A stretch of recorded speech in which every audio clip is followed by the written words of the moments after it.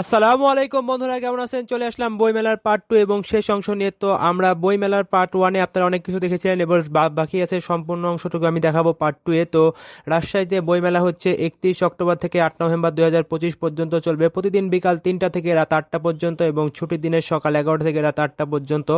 বইমেলার সংঘটিত হচ্ছে কালেক্টর খেলার মাঠ সিএনবি রাজশাহী। তো আপনারা সিএনবি থেকে হাতে সোজা যেতে লাগলে হাতের ডানে যে একটা রাস্তা পাবেন, সেখানেই দেখবেন বইমেলা। আপনারা মোট কথা সিএনবিতে গেলেই খুঁজে পাবেন সহজেই, খুবই সহজ। তো আপনারা যারা বইপ্রেমী আছেন, বই পড়তে ভালোবাসেন, অবশ্যই চলে যাবেন বইমেলা। রাজশাহীতে বইমেলা হচ্ছে, তো আপনারা যাবেন না তা কি হয়? অবশ্যই যাবেন। প্রতিদিন কিন্তু বইমেলা হয় জাঁকজমকপূর্ণ।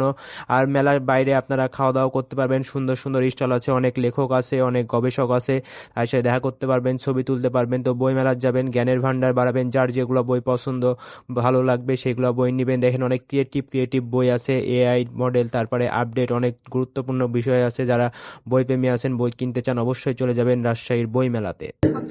$100 set up, star set up নাকি?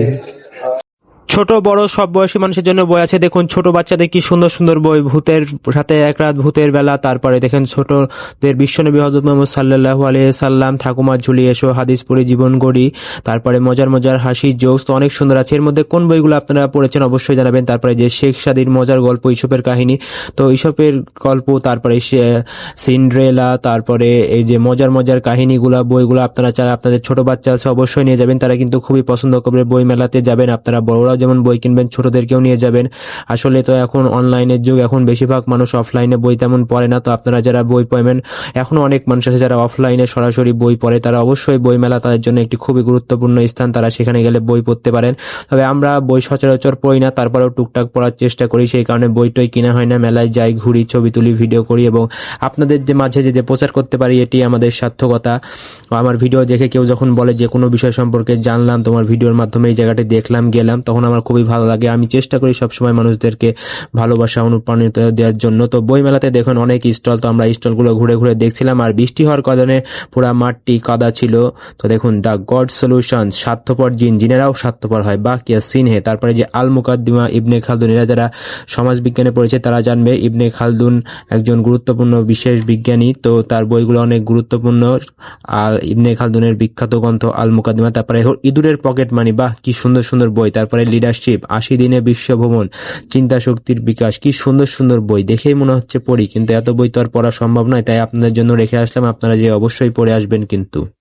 বইমেলার ভিডিও দেখবেন আর ইতিহাস জানবেন না তা কি হয়? চলুন একটু বইমেলার ইতিহাস জেনে যাওয়া যাক। বইমেলার ইতিহাস হচ্ছে স্বাধীন বাংলাদেশের মতোই প্রাচীন। যতদূর জানা যায় 1972 সালে 8ই ফেব্রুয়ারি থেকে চিত্তরঞ্জন সাহা ঢাকা বিশ্ববিদ্যালয় সংলগ্ন বর্ধমান হাউস প্রাঙ্গণে বটতলার এক টুকরো চটের উপরে কলকাতা থেকে আনা 32টি বই সাজিয়ে বইমেলার উদ্বোধন করেন। এই 32টি বই ছিল চিত্তরঞ্জন সাহা প্রতিষ্ঠিত স্বাধীন বাংলা সাহিত্য পরিষদ, বর্তমানে মুক্তধারা প্রকাশনী থেকে প্রকাশিত বাংলাদেশি শরণার্থীদের লেখা বই।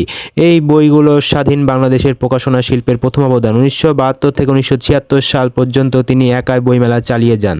যারা তখন শুরু থেকে শেষ পর্যন্ত ধৈর্য ধরে আমার ভিডিওটি দেখলেন, তাদের জন্য সারপ্রাইজ আছে। তারা হলো বইমেলাতে যে অনেক খাওয়ারের স্টল আছে, সেখানে আপনারা চাইলে মন মতো খাওয়া দাওয়া করতে পারবেন। চা, কফি, নাস্তা, বিভিন্ন রকম খাওয়ার আইটেম আছে। আপনারা বইমেলায় যাবেন, অবশ্যই কিন্তু খাওয়া দাওয়া করবেন। তো আজকের ভিডিওটির একবারে শেষ পর্যায়ে চলে এসেছি। আপনারা যারা বইমেলার জার্নি চলে যাবেন, আজকে কেমন লাগলো ভিডিওটি জানাবেন।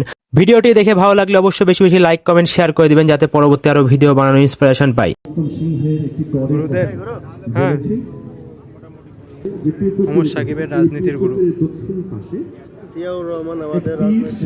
AI content income. সবাই ভালো থাকবেন, আল্লাহ হাফেজ, দেখা হবে নতুন ভিডিওতে।